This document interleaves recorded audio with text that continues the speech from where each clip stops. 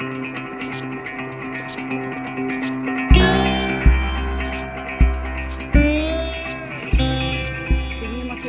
es la tierra donde ha nacido y donde está viviendo ahora la grandísima Celia Amorós. Valencia es una tierra de filósofas y filósofos, pero Celia Amorós es verdad que ha tenido una influencia determinante, yo creo que en todo el feminismo español. Y que a mí, cuando me preguntan, creo que somos el faro de la igualdad, el faro de la comprensión de cómo se reproduce la desigualdad entre hombres y mujeres en sociedades como la nuestra, el faro que alumbraba el Mediterráneo. Es decir, cuando me preguntan a veces de Estados Unidos o en Inglaterra hoy, pero ¿qué pasa en España? ¿Cómo es posible? Primero lo de la huelga del 8 de marzo, lo de las ministras, ¿qué sucede? Yo tiendo a pensar que lo que sucede es que hemos tenido la grandísima suerte de tener unas maestras, unas teóricas, no solo filósofas, pero filósofas en lo que a mí toca fundamentalmente, que han influido mucho en nosotras, que veníamos del feminismo, que veníamos de la militancia en las asambleas de mujeres, pero que al conocerlas, nos dimos cuenta, por ejemplo, porque nos lo enseñaron, la gran Celia, nos dimos cuenta de la importancia del conocimiento para el feminismo, para todo movimiento social y de la importancia del conocimiento para tener un rumbo claro hacia saber cómo queremos transformar la sociedad y cómo podemos hacerlo, que son cosas distintas. Entonces, por ejemplo, a Celia le debemos esta diferencia entre que es distinto condenar a conocer. ¿Y en qué momento estamos, por ejemplo, fijaros para lo que nos sirven las distinciones conceptuales, que es la filosofía, que nos sirven muchísimo para ordenar nuestro mundo y para saber cómo transformarlo? Simplemente la diferencia entre condenar y conocer, para ayudarnos a explicar en qué momento estamos en el feminismo ahora. Pues estamos en un momento en que tal vez la mayor parte de la sociedad o mucha gente condena el machismo, por ejemplo, condena la violencia contra las mujeres o condena la desigualdad o condena el abuso sexual. Pero una cosa es condenar, y en este cansancio estamos de la condena, porque un cierto cansancio sí arrastramos, por un lado, de las reivindicaciones de las mujeres, una cinta sin fin, y condeno, y un minuto de silencio, y venga a condenar, pero la condena que nos muestra que hemos progresado de una sociedad en que estaba legitimada la violencia contra las mujeres, que es en la que yo me crié, por ejemplo, estaba legitimada, de eso no se hablaba, y no se hablaba porque no había manera de conceptualizarlo, porque se hablaba de esta manera: pobrecilla, es que su marido es un sinvergüenza, qué tragedia, es que ha tenido más mala suerte. Esta era la manera de conceptualizar la violencia contra las mujeres, es decir, era un hecho individual. Hoy hemos progresado mucho en los últimos 30 años porque ahora se condena y tenemos un lenguaje y unos conceptos para ver que es algo estructural a un sistema de dominación o a lo que sea, pero es algo estructural, no es una casualidad o no es el fruto de, vaya, ha dado con un sinvergüenza. Pero no erradicaremos la violencia contra las mujeres ni transformaremos la sociedad si nos quedamos en la condena. ¿Cómo podemos cambiar entonces la violencia contra las mujeres? Pues pasando de la condena al conocimiento. Esto ya lo dijo Aristóteles, al que le pegaremos un repaso. Vamos a honrar, ya que estamos en la Casa de la Filosofía, vamos a honrar a nuestros filósofos que, como dice Amelia Valcárcel, no critiquéis a Aristóteles, que nos trajo un mundo, y nos trajo un mundo patriarcal, pero un mundo, pero muy ordenado. Él nos lo clasificó todo, nos dijo: esto es así, lo otro es asao, tú quieres ser feliz, pues yo te digo cómo, esto es la biología, esto es materia inerte, estos son pájaros, nos ordenó el mundo. Bueno, pero el gran Aristóteles nos dijo: conocer es conocer las causas de los fenómenos, de los efectos. Y si tú quieres cambiar los efectos, por ejemplo, la violencia contra las mujeres, lo que tienes es que conocer las causas de esa violencia para actuar sobre ellas y erradicar la violencia. Y esto es lo que nos enseñó la gran Celia Amorós, que si queríamos cambiar el mundo, aparte de irnos a tomar copas teníamos que sentarnos a comprender, a conocer y a estudiar cómo se reproducía la desigualdad entre hombres y mujeres, qué es lo que es el patriarcado, lo que la sociedad, vamos a decir los hombres, hacen a las mujeres por el simple hecho de ser mujeres, a todas. Esto es lo que voy a tratar de explicar en la primera parte. Y quiero decir y acabar con el homenaje a Celia, aquella que nos enseñó que el conocimiento era tan importante, que era tan importante saber de dónde veníamos, conocer cómo las mujeres comenzaron a salir del estatus de objetos y de cuerpos para reivindicarse como personas, el largo camino y el por qué es tan largo. Conocer todo esto es vital. Pero también cuando Marina leía lo que yo había escrito y tal, y como veo tanta gente joven, quiero decir que yo soy una esperanza para todas vosotras, porque Celia siempre me decía, Ana, a ver si trabajamos un poco. Porque yo estaba haciendo la tesis doctoral y me decía, no eres precisamente una stajanovista, porque siempre Celia nos hacía estudiar, nos ponía a trabajar, pero nos empoderó muchísimo. Y eso está relacionado con el feminismo en este país.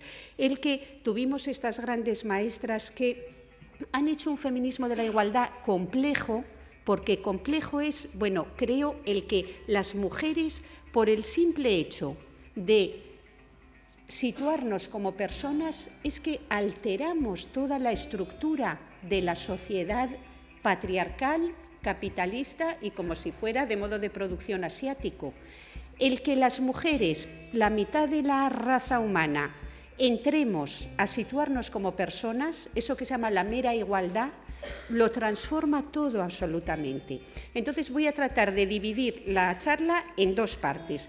La primera, como os decía, honrar a nuestros filósofos, comprender, intentar responder a esta pregunta, porque nos dicen, la filosofía son las preguntas que hacemos a la realidad.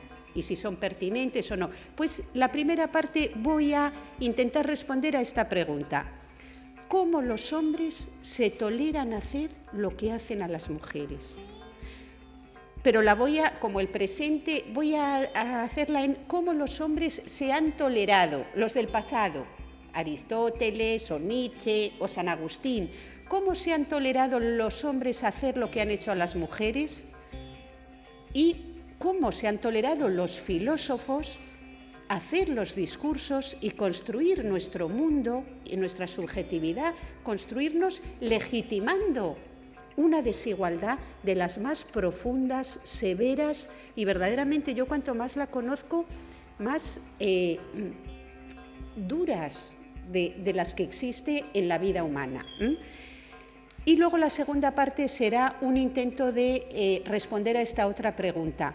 ¿Por qué la desigualdad entre hombres y mujeres corrompe profundamente toda la moral y la política de la sociedad? De tal manera que si queremos construir un mundo mejor, y yo creo que el feminismo es el tipo de filosofía de quienes queremos construir un mundo mejor, quienes no estamos satisfechas con el mundo tal y como es y lo queremos cambiar para lo que consideramos que es mejor para toda la humanidad.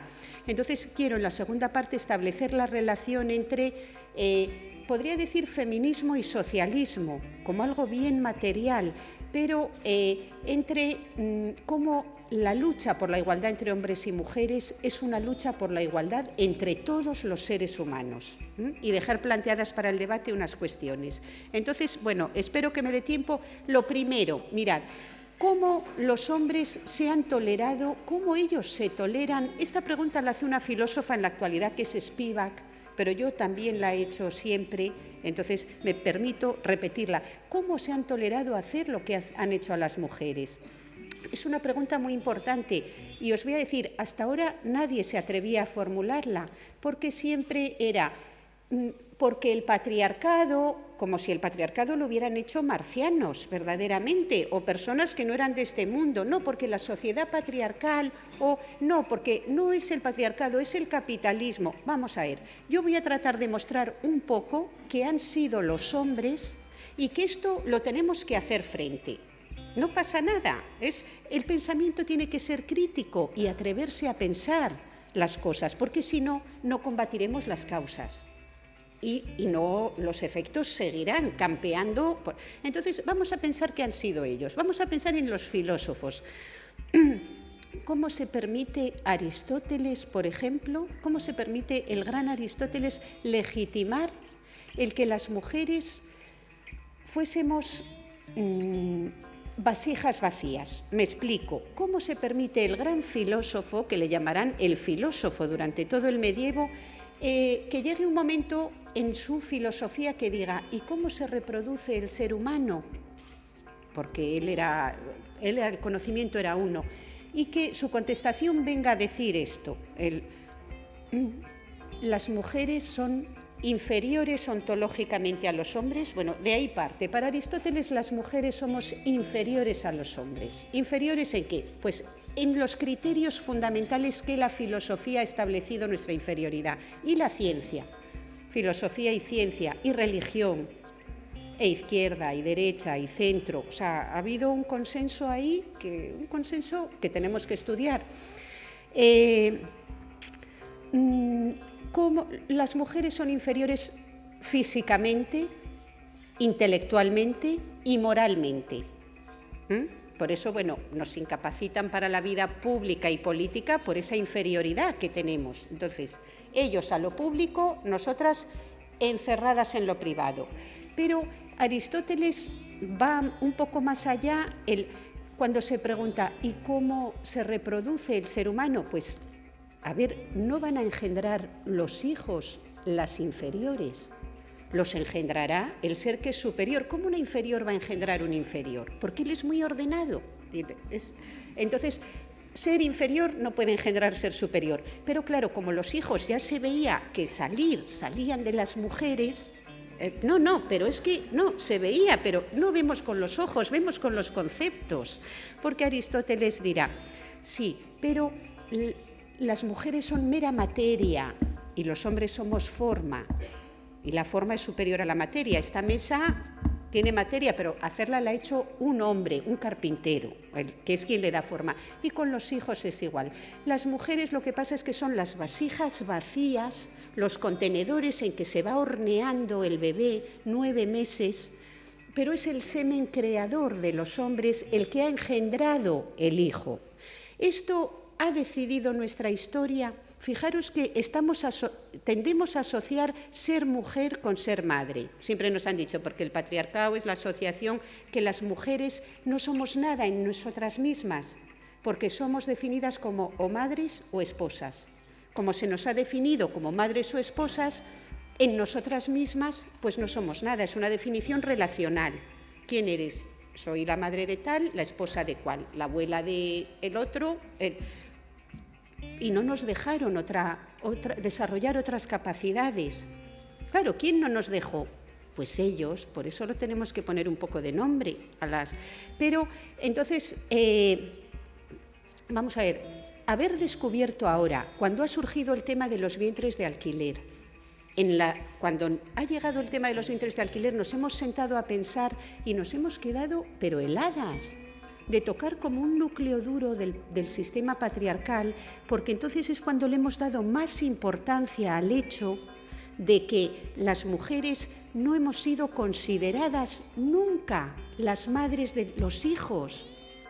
El patriarcado es el poder de los padres, pero es el poder de los hombres para hacerse padres, usurpando la capacidad reproductora de las mujeres.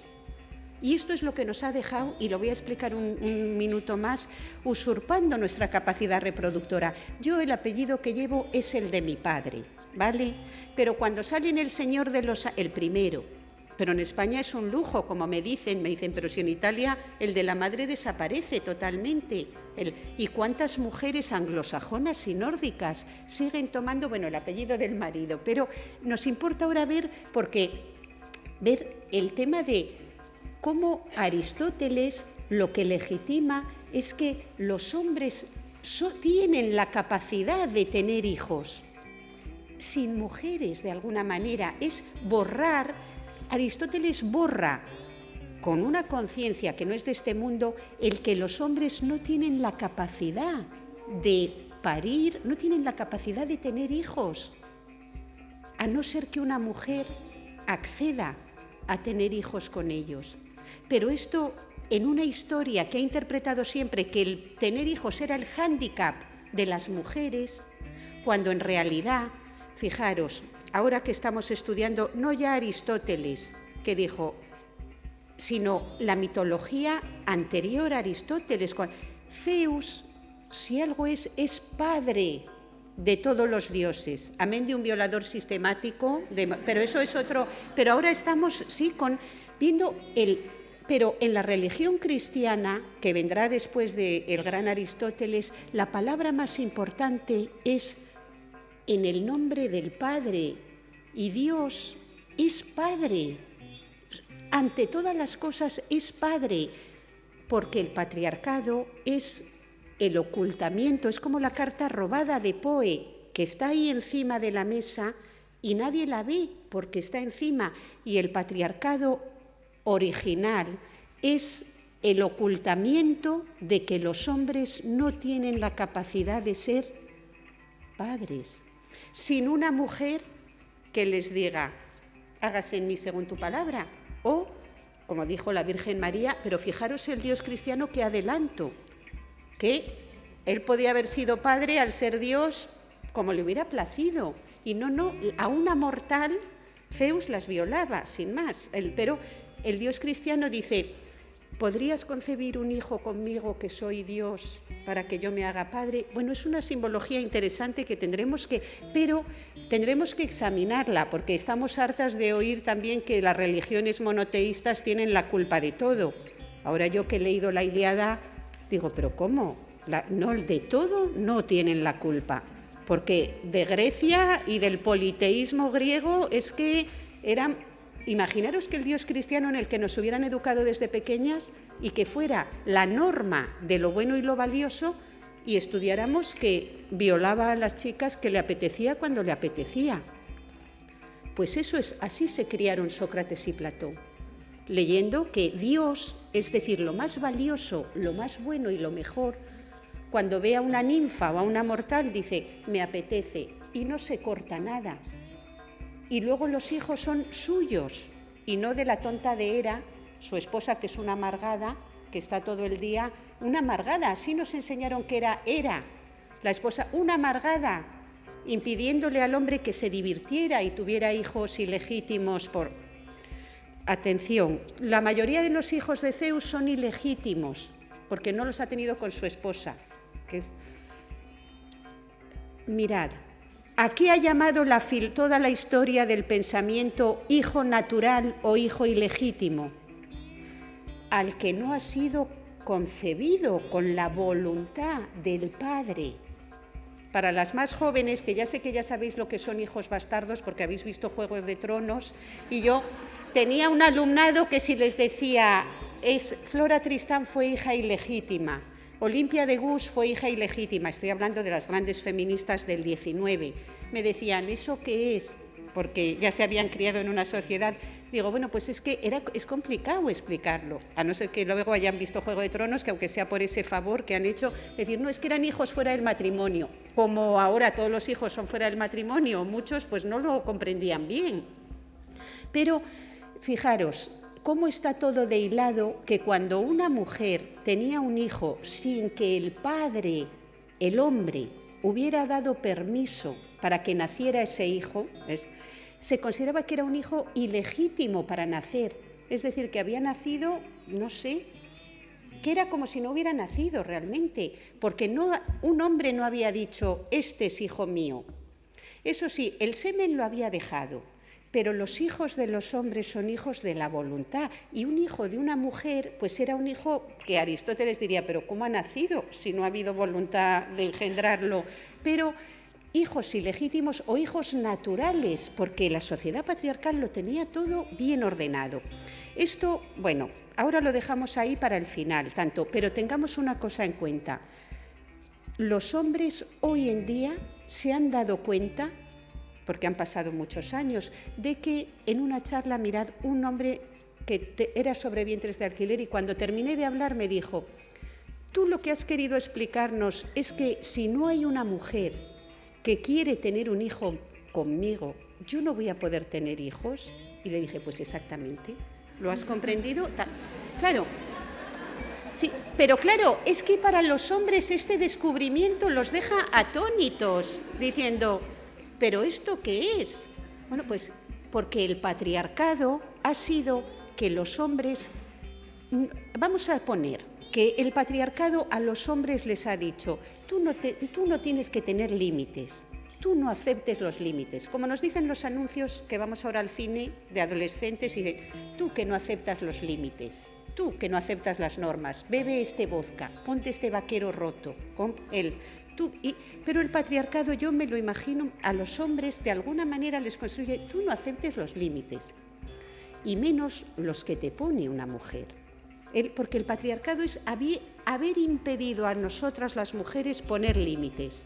¿A quién? Al poder. Decir, este cuerpo no se toca. Por ejemplo, frente al acoso sexual. En el siglo XIX, desgraciadamente, las obreras es que no podían decirle al capataz, como si leemos Los Miserables, o a las sufragistas, o a las grandes feministas comunistas, no podían, porque por definición el hombre tenía derecho a acceder al cuerpo de las mujeres. ¿Para qué? Para ser padre y para el placer sexual, o lo que llaman su placer sexual. No aguantar los límites. Ojo, que eso también podían decir, bueno, pero es que eso nos ha llevado a crear Facebook, a querer ir ahora a Marte, a crear pulmones artificiales, a la criogénesis, el no tolerar los límites. ¿La humanidad qué es? ¿Cuál es la aventura de la humanidad? No tolerar los límites. Es decir, el hombre no puede volar, pero dice, pues quiero volar.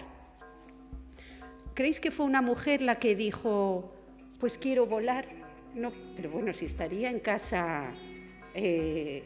no, porque para que ellos no tuvieran límites y crearan, pues uno la Capilla Sixtina, que no digo que no te duela el cuello finalmente de estar ahí, otro, no, para que otro hiciera todos los libros de Aristóteles, uno detrás de otro, Platón lo suyo también, bueno, San Agustín sus correrías por el mundo hasta que luego dijera, y ahora quiero formalizar y meterme cura.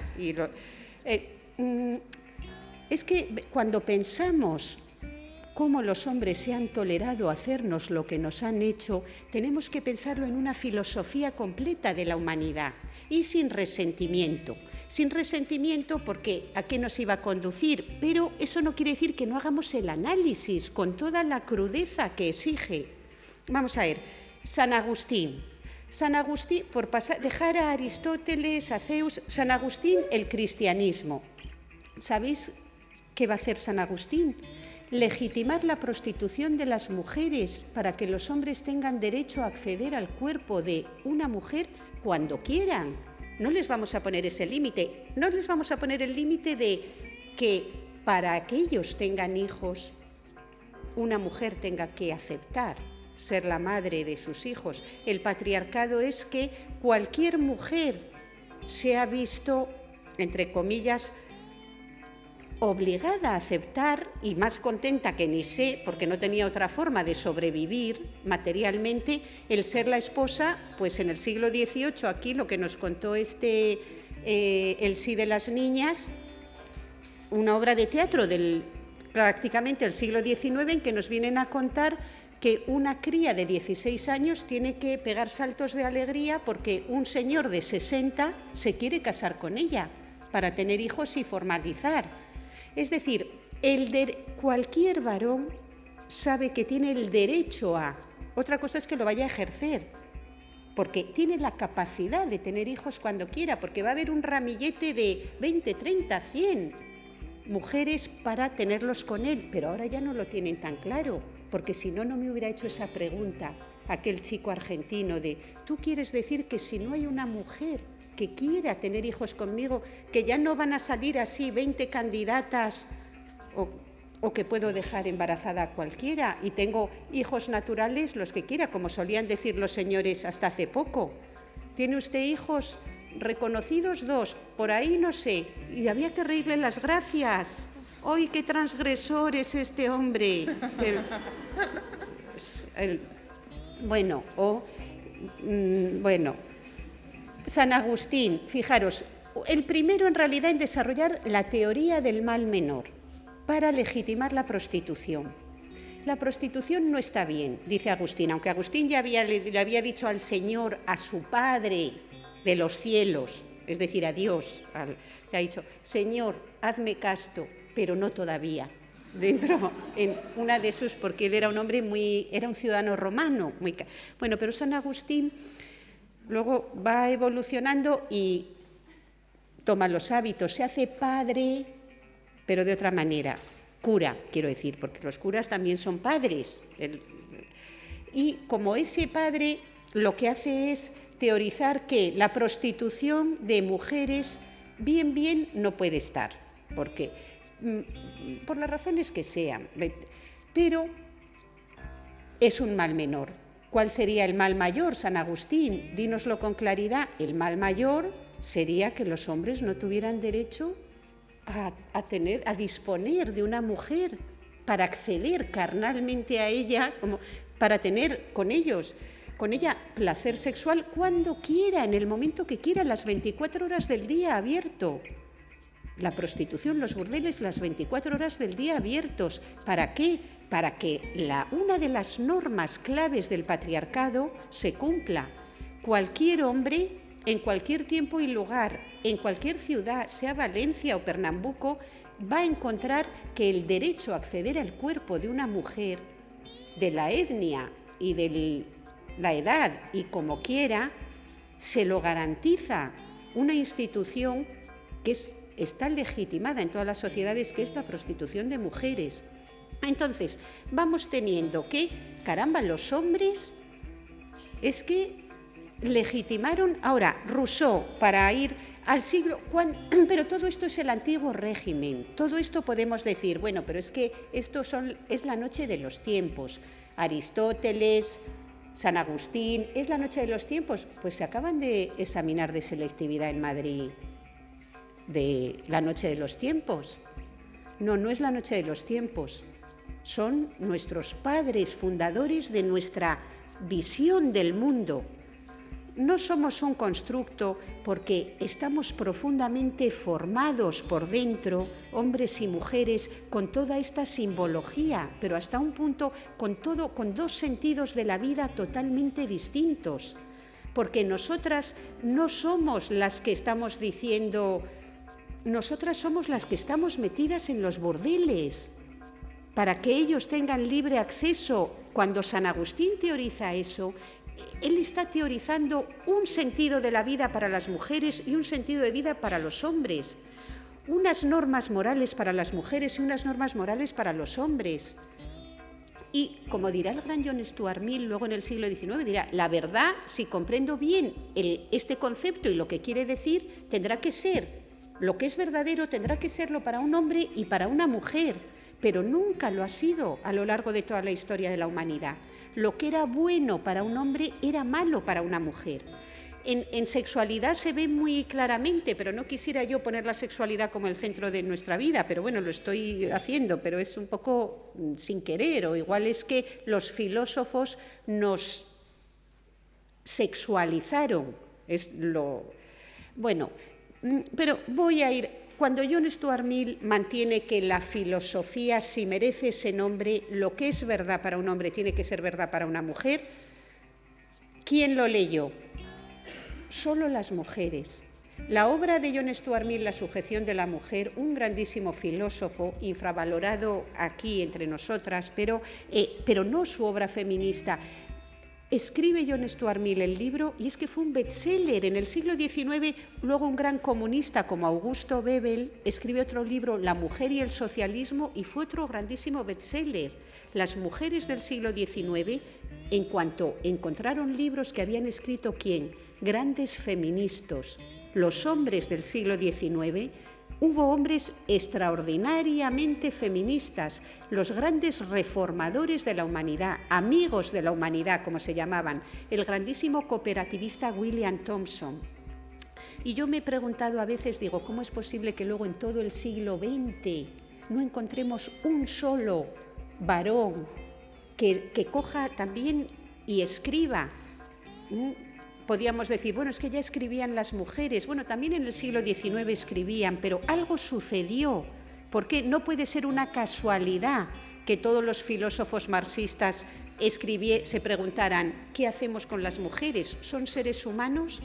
Y si lo son, ¿cómo van a vivir en la sociedad comunista? O que John Stuart Mill, o que William Thomson, y que luego todo el resto de los grandes filósofos que siguieron existiendo, no es que dejara de haber filósofos de repente y se extinguieran, pero todos lo que hicieron fue legitimar nuestra desigualdad más absoluta, porque de la Revolución Francesa salimos despojadas de todo derecho. Entonces, 1 minuto para Rousseau. ¿Cómo es posible que en plena Revolución Francesa las mujeres en la calle, luchando como revolucionarias para acabar con el antiguo régimen, para matar al padre y que los hermanos se hicieran con el poder? ¿Cómo es posible que nuestros hermanos, los jacobinos, los descamisados, ¿cómo es posible que nuestros hermanos en pleno siglo XIX ya se juntaran para votar y un hombre, porque solo dejaban entrar a hombres al Parlamento revolucionario, pero es que las mujeres habían estado codo con codo en la calle luchando por la revolución? ¿Cómo es posible? Y esto nos lo tienen que contestar, porque hubo un enfrentamiento, hubo un feminismo enorme en la Revolución Francesa, y Condorcet defendió esto. A todos los revolucionarios, a su conciencia humana, les dijo, aquí traigo una propuesta para que en la nueva sociedad revolucionaria las niñas puedan tener una educación igual que los niños. Y levantaron la mano y votaron que no y que no, que faltaría, que las niñas no tendrían la misma educación, que ellas se educarían para hacer verdaderas las palabras de Rousseau. Rousseau, ¿cuál es el fin de la vida de las mujeres? ¿Para qué sirve una mujer? Rousseau. Le cito literalmente, que me lo sé de memoria. Hacer que nuestras vidas sean fáciles y agradables. Pero es que les tenemos que pedir cuentas al filósofo. Hacer que nuestras vidas sean fáciles y agradables. Esa es la función de las mujeres en todo tiempo y lugar, y para lo que deben ser educadas las niñas desde la infancia. Fin de la cita. Pero vamos a ver, es que esto no es posible. Es que nos tenemos que tomar en serio lo que han dicho los grandes filósofos, porque ellos, que os quepa una cosa en la cabeza, es que eran genios, y un filósofo se caracteriza por poder criticar cualquier aspecto de la realidad, es decir, nada les impedía, si lo estaba viendo con sus ojos Rousseau, a las mujeres lo inteligentes que eran, lo que les gustaba estudiar. ¿Por qué Condorcet presenta y dice que las niñas puedan tener una educación? Porque creemos en la igualdad, porque todos nacemos libres e iguales. Que fijaros la emoción del todos, la emoción de la universalidad, que es lo que legitima todas las revoluciones, el todos. Si los revolucionarios hubieran dicho, los varones nacemos libres e iguales, todos tenemos derecho a tener una mujer que haga que nuestras vidas sean fáciles y agradables. Claro, la mitad de las mujeres hubieran dicho, ¿pero qué estáis diciendo? O incluso algunos hombres hubieran dicho, ¿pero qué estamos diciendo? ¿Con qué cara decimos esto? Pero no. Sabemos que Olympia de Gus, a quien mandamos un saludo, Olympia de Gus escribió: las mujeres tenemos derecho a subir al cadalso, o sea, nos ejecutan por traidoras a la patria, luego tenemos que tener derecho a subir a la tribuna. La ejecutaron y nadie sabe quién es. Lo sabemos 4. Verdaderamente seguimos siendo 4. Una mujer que hizo así, dijo: hombre hinchado de soberbia y vanidad, ¿quién te has creído que eres para dejar a mí y a todas mis hermanas sin ningún derecho? ¿Para esto hemos hecho una revolución? Bueno, pues al basurero de la historia fue mandada Olympia de Gus, y yo no la conocí hasta que conocí a Celia Amorós y empezamos a estudiar la Revolución Francesa y la Ilustración desde el punto de vista del feminismo, y nos encontramos con que creíamos que el feminismo venía del marxismo y resulta que venía de muchísimas otras mujeres que habían sido ejecutadas o lo que fuera y no las conocíamos nadie, y eso fue algo, en fin, impactante. Pero dejadme ahora que cite solo a Nietzsche, solo por decir que es que da igual filósofo, me da igual San Agustín que Santo Tomás que Nietzsche. Mirad, Levi Strauss, el antropólogo, también es que es impresionante, porque Aristóteles nos llamó vasijas. San Agustín vino a decir, son cuerpos de libre acceso, pero cuerpos de libre acceso para que los hombres se hagan padres y para esto que llamamos el placer sexual nuestro, cuerpos de libre acceso.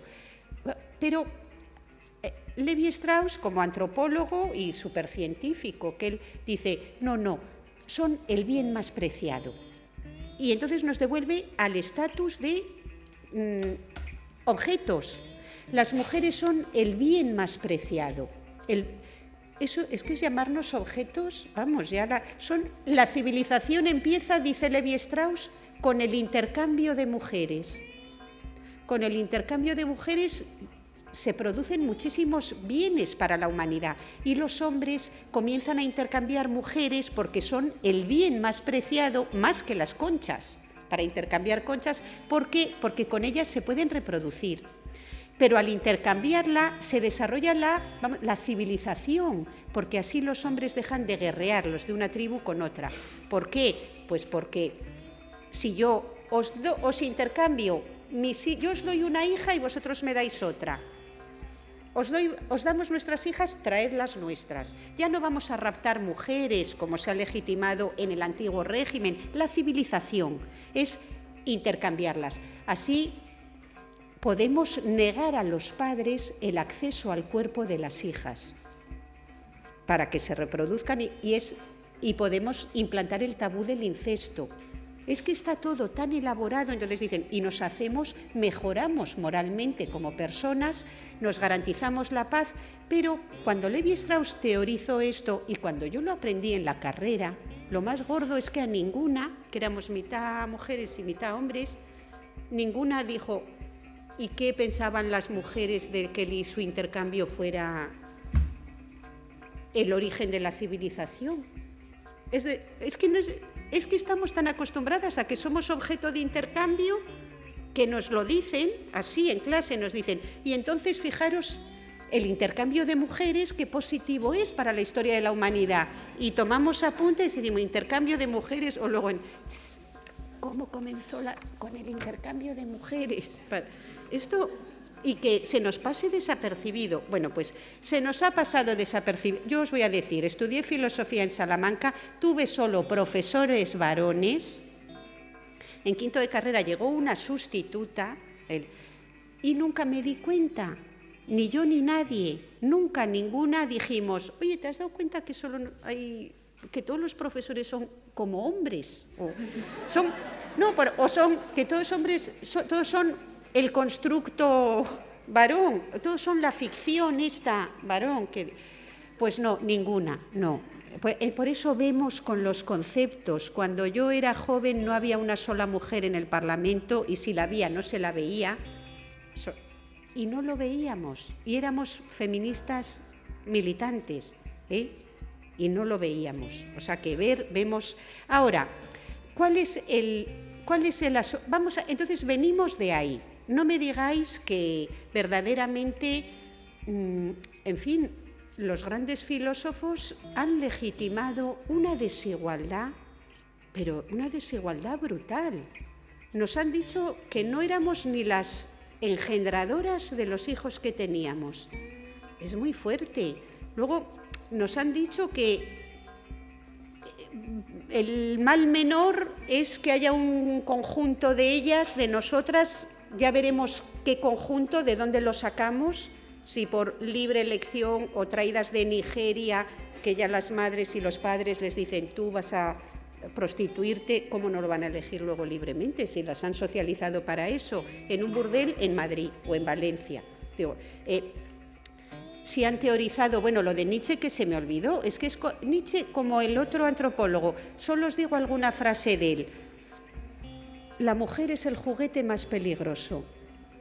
Bueno, otro que en vez de cuerpo, objeto, pero de ahí no hemos pasado nunca. A ver, pero Nietzsche es que tenía una cabeza privilegiada. Pero voy a citar a la gran Celia Amorós cuando dice: ¿en qué coinciden Immanuel Kant y el tendero de la esquina? En nada, menos en la conceptualización de lo que es una mujer y lo que se puede hacer con ella.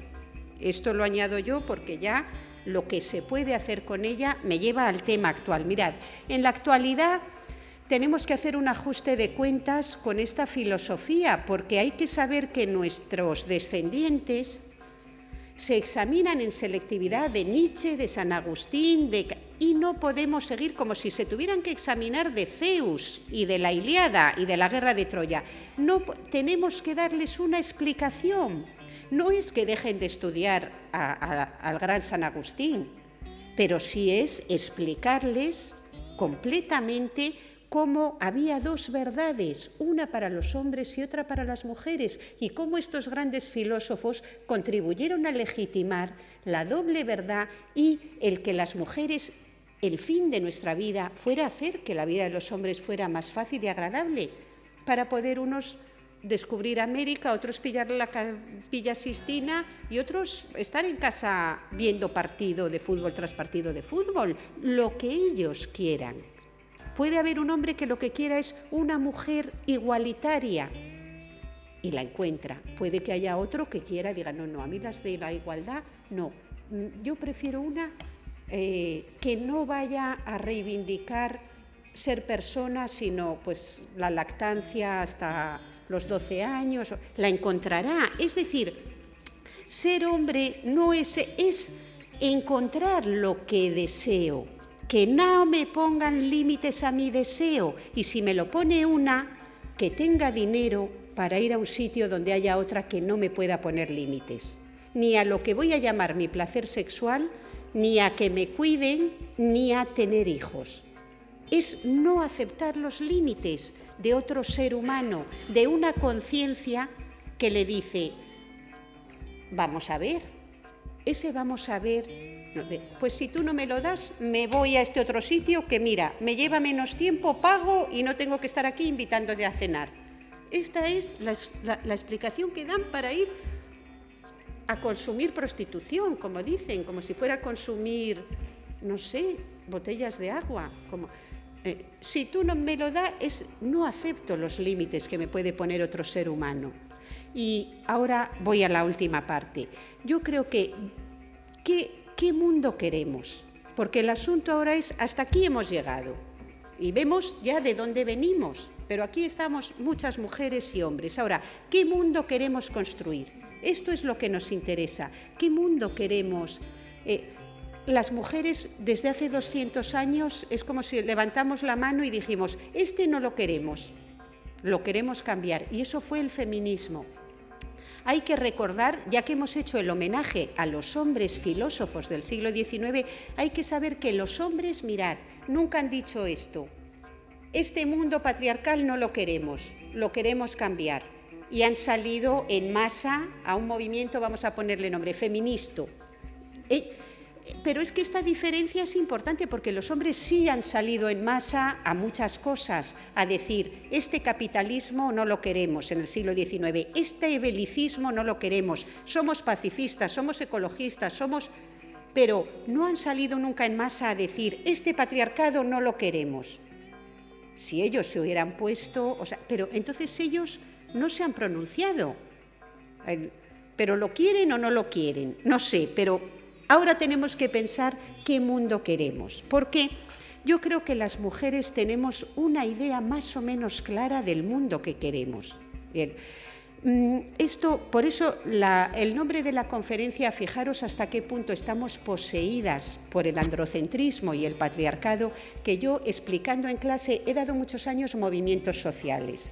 Y entonces les decía, bueno, bibliografía, y vamos a ver los movimientos sociales, los que surgen después de la caída del muro de Berlín, cuando ya los países comunistas, bueno, pues se desmoronan de alguna manera. Les decía, bueno, pues ahora las palabras son la identidad se mueve, fragmentación, los grandes relatos desaparecen, ya todo se vuelve líquido. Les digo, ahí tenéis a Bauman, todo se vuelve líquido, las normas, los valores, libros como Un mundo desbocado, que se titula uno, Un mundo sin rumbo, que todo parece líquido, no. Y bueno, yo lo explicaba tan así, de repente digo, pero ¿qué digo yo? Si yo vivo rodeada de mujeres con unas normas pero súper sólidas, con unos principios más sólidos todavía, con una alegría de vivir, que no sienten ninguna angustia existencial, lo que sienten es que no tienen tiempo para nada, que están cuidando, trabajando, viajando, que no les da el tiempo, pero que tienen un... Digo, ¿cómo puedo estar yo hablando de que está todo en crisis cuando estoy rodeada de mujeres que tienen un proyecto, pero un proyecto completo para toda la humanidad? Que sí. Pues yo, fija, vivimos en una doblez en que yo, como feminista y rodeada pues, de Celia Amorós, de Amelia Valcárcel, ¿cómo decía yo? Veía a Amelia Valcárcel y decía, es verdad, todo se desmorona, escuchándola a ella con el... Bueno, pues el caso es que entonces me di cuenta y digo, pero si no es cierto, esto es el androcentrismo, las mujeres tenemos un rumbo. Y tenemos que ser capaces de a los hombres decirles, este es nuestro rumbo, ¿cuál es el vuestro? Venid. Entonces, ahora, mi pregunta, la segunda es, bueno, podría formularla de muchas maneras, pero yo creo, porque lo he aprendido en muchos feministas y feministas que he estudiado, porque en los marxistas y en John Stuart Mill, creo que la desigualdad entre hombres y mujeres es una escuela auténtica de desigualdad humana. Creo que la desigualdad, aparte de ser un concepto y una forma de ordenar el mundo, la desigualdad es un sentimiento también que tenemos que aprender e interiorizar.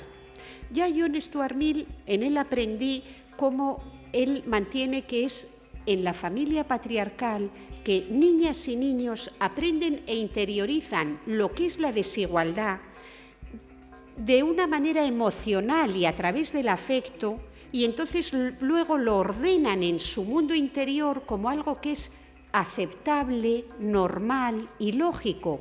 Porque ellos, ¿qué visualiza un niño y una niña mucho antes de poder ni hablar y ordenar de otra manera? Lo que visualiza es una madre sirviendo sin reciprocidad, porque lo que ve es como la madre, habla en una sociedad patriarcal del 19, está sirviendo en casa y a todos, y como las hijas también sus hermanas son educadas para servir. Entonces, lo que interioriza por medio del afecto, de porque él quiere a su padre y quiere a su madre, es que la desigualdad, es decir, el que alguien reciba sin reciprocidad servicios y bienes de otra persona, porque la desigualdad también la podemos teorizar de muchas maneras, pero es la falta de reciprocidad. Y ellos lo que perciben y ven es esa doble verdad. En una familia desigual en cuanto a los cuidados en casa, ellos lo ven y lo perciben y lo aprenden y lo interiorizan, son su padre y su madre. De una manera como que lo normal y natural es que unos sirvan y otros sean servidos. ¿Y por qué criterio? Pues lo que ve es que por el biológico en última instancia. Eso es el patriarcado de antes, el de coacción. Hoy, si el patriarcado, una sociedad que nos sitúa jerárquicamente en lugares desiguales y nos da sentidos de la vida distintos, si sigue reproduciéndose, ¿dónde aprenderían hoy niños y niñas esta doble verdad? Nuestros chicos y chicas. Yo lo que escribo es que lo aprenden en la prostitución, lo aprenden en la pornografía, Lo aprenden en más sitios, por supuesto, pero fijaros, este es que es muy gráfico, porque nuestra sociedad actual tiene que enseñar a chicos y chicas que son absolutamente iguales, y ellos así lo viven. Los chicos jóvenes están viniendo a las manifestaciones de feminismo de una manera en masa, en la manifestación de la manada, en las de violencia de género, en Madrid y aquí también. Vienen de bachiller y de universidad montones de chicos y chicas, pero ellos tienen que aprender que una mujer, aparte de ser su igual, la doble verdad, no hay otra en el patriarcado. Una mujer es también un ser que está para que su vida sea más fácil y agradable. Si no aprende eso en ningún sitio, la sociedad patriarcal, sus causas profundas se irán destruyendo. Pero es que yo creo que hoy eso lo aprende en todo lo que lleva la palabra sexo, porque hoy los chicos no pueden humillar a una chica, ni considerarla una desigual, ni insultarla, ni ejercer violencia contra ella, pero en el momento en que se pone que hay sexo por el medio, entonces en la pornografía, por ejemplo, entonces ya está todo legitimado. Todo lo que es completamente inmoral e ilegítimo, si no hay sexo por el medio, ponle la palabra sexo. Antes podía ser religión o ciencia o... Sí, a mí me gustaría que votarais, pero es que nos dice la ciencia que no podéis pensar racionalmente o que vuestras pasiones os determinan. No, hoy es la palabra sexo. Entonces, llamar a las chicas guarras, cerdas y zorras no está bien, pero si vas a la pornografía es el lugar donde es que guarras, cerdas y zorras es lo menos, donde la violencia y la humillación a las mujeres, pero muy, muy jóvenes, pero es en la pornografía ni hegemónica ni contrahegemónica, es que es el lugar donde las mujeres aparecen como cuerpos cuyo único sentido en esa vida es que ellos obtengan su placer. Luego, en la prostitución es una institución que, fijaros, lo que les dice esa institución a los chicos varones jóvenes que les quieren volver a llevar es: no pongas límites a tu deseo. Tu deseo es maravilloso. Tu deseo es... No tienes por qué ponerle ningún límite. Nosotros te ponemos aquí estos cuerpos de libre acceso. Mira, unas negras, otras del este, otras de América Latina, otras asiáticas. Tú ven, porque tú no tienes que limitar tu deseo para nada. Un poco de dinero en la cartera. Trae dinero en la cartera, pero no mucho. Tenemos precios para todos los tipos de chicos y de hombres. Pero el mensaje, fijaros, no pongas límites a tu deseo. ¿Y cómo se lo configuran? A través de la sexualidad. Pero esto vale luego para todo, porque es la escuela donde aprenden que yo no tengo por qué poner límites a mi deseo, que quiero coger todo esto, que quiero coleccionar mujeres, que quiero un harén, que quiero muchas, tengo derecho a tenerlas. Pero esto vamos a ponerlo en casas, en propiedades, es por eso, a través del sexo y la bobaliconería de si hay sexo por medio, no. Lo que se está tratando de generar es un sujeto que luego encima es varón, está encarnado, que es el sujeto del neoliberalismo y del capitalismo más rancio y destructor. Yo tengo derecho a todo lo que pueda coger, sea dinero, mujeres, chicas, esto lo legitima todo el sexo, pero tú vas configurándote una construcción de tu interior. Tu rey tienes derecho, solo faltaba. Y ahora, y los hombres que tienen una discapacidad, por supuesto que también tienen derecho a mujeres que les den placer sexual. Esto es tanto como decir al ser humano, con dinero en la cartera, ningún límite. Y con mujeres, pues si hay mujeres de sobra en el mundo. Mira todas las que tenemos aquí. Vamos a sacarlas de una caja. Es que es así, o cuerpo. Mira, allá termino. En el feminismo ahora es que es la palabra cuerpo, digo, caray, con el neoliberalismo. Ya nosotras luchamos por dejar de ser cuerpos. Pues ahora vienen teorías que, bajo la apariencia de ser muy modernas y muy transgresoras, otra vez cuerpo.